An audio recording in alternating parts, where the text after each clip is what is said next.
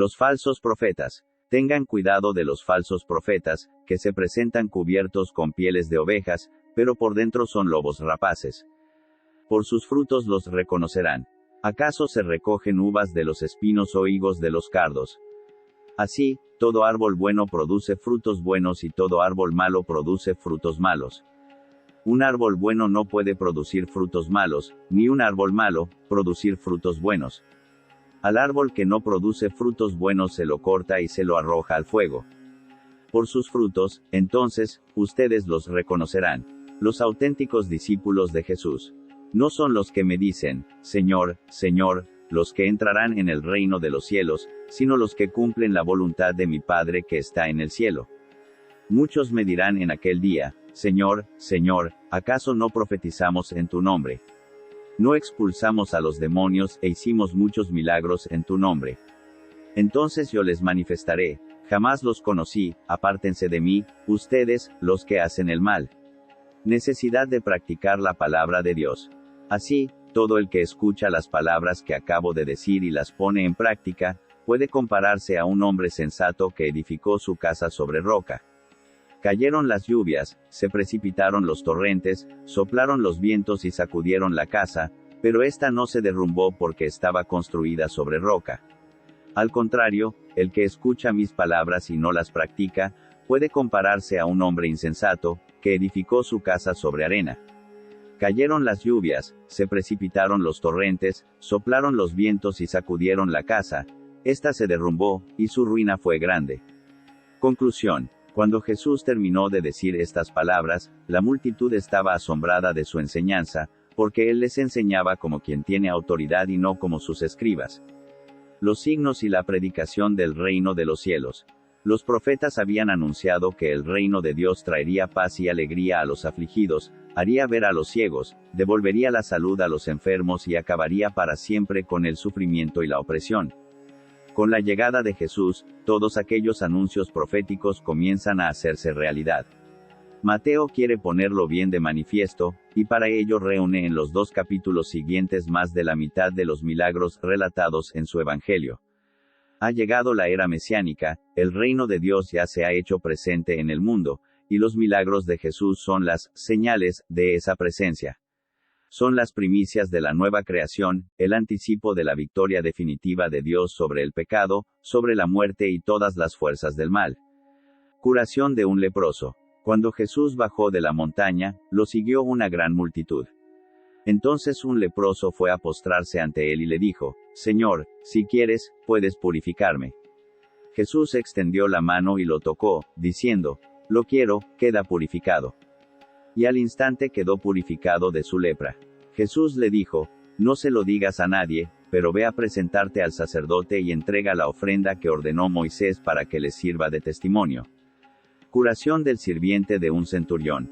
Al entrar en Cafarnaún, se le acercó un centurión, rogándole, Señor, mi sirviente está en casa enfermo de parálisis y sufre terriblemente. Jesús le dijo, yo mismo iré a curarlo. Pero el centurión respondió, Señor, no soy digno de que entres en mi casa, basta que digas una palabra y mi sirviente se sanará. Porque cuando yo, que no soy más que un oficial subalterno, digo a uno de los soldados que están a mis órdenes, ve, él va, y a otro, ven, él viene, y cuando digo a mi sirviente, tienes que hacer esto, él lo hace. Al oírlo, Jesús quedó admirado y dijo a los que lo seguían, les aseguro que no he encontrado a nadie en Israel que tenga tanta fe. Por eso les digo que muchos vendrán de oriente y de occidente, y se sentarán a la mesa con Abraham, Isaac y Jacob, en el reino de los cielos. En cambio, los herederos del reino serán arrojados afuera, a las tinieblas, donde habrá llantos y rechinar de dientes. Y Jesús dijo al centurión, ve, y que suceda como has creído. Y el sirviente se curó en ese mismo momento. Curación de la suegra de Pedro. Cuando Jesús llegó a la casa de Pedro, encontró a la suegra de éste en cama con fiebre. Le tocó la mano y se le pasó la fiebre. Y ella se levantó y se puso a servirlo. Diversas curaciones. Al atardecer, le llevaron muchos endemoniados, y él, con su palabra, expulsó a los espíritus y curó a todos los que estaban enfermos, para que se cumpliera lo que había sido anunciado por el profeta Isaías. Él tomó nuestras debilidades y cargó sobre sí nuestras enfermedades. Exigencias de la vocación apostólica.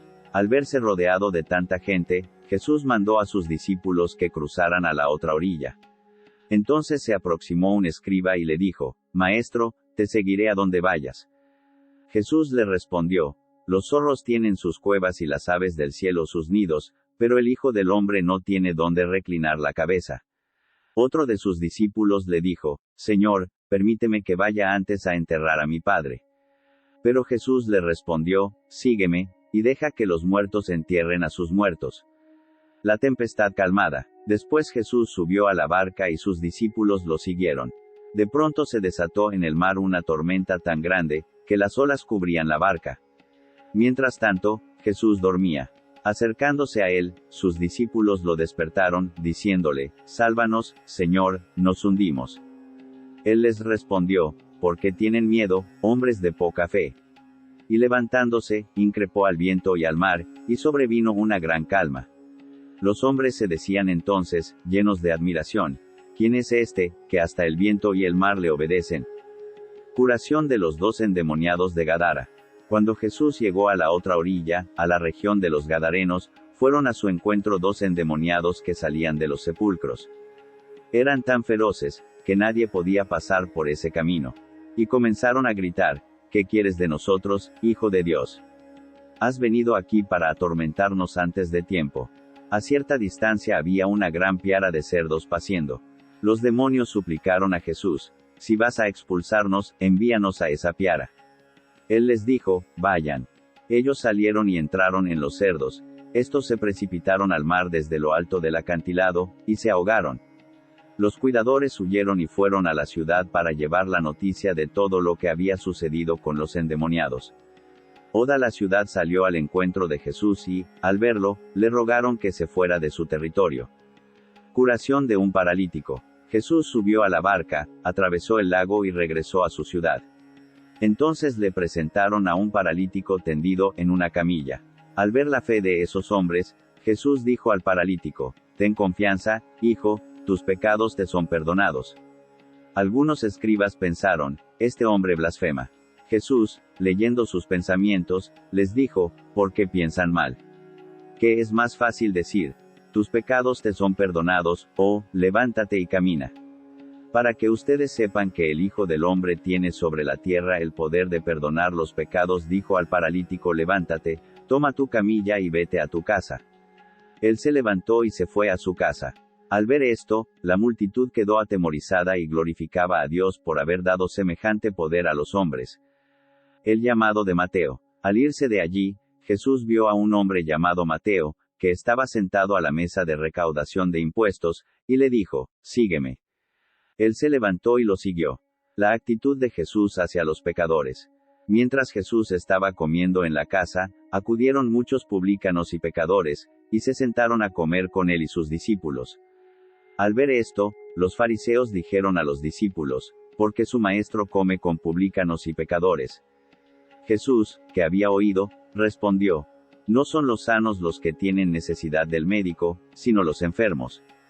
Vayan y aprendan qué significa: Yo quiero misericordia y no sacrificios. Porque yo no he venido a llamar a los justos, sino a los pecadores. Discusión sobre el ayuno. Entonces se acercaron los discípulos de Juan y le dijeron: ¿Por qué tus discípulos no ayunan, como lo hacemos nosotros y los fariseos? Jesús les respondió: ¿Acaso los amigos del esposo pueden estar tristes mientras el esposo está con ellos? Llegará el momento en que el esposo les será quitado, y entonces ayunarán. Nadie usa un pedazo de género nuevo para remendar un vestido viejo, porque el pedazo añadido tira del vestido y la rotura se hace más grande. Tampoco se pone vino nuevo en odres viejos, porque los odres revientan, el vino se derrama y los odres se pierden. No, el vino nuevo se pone en odres nuevos, y así ambos se conservan.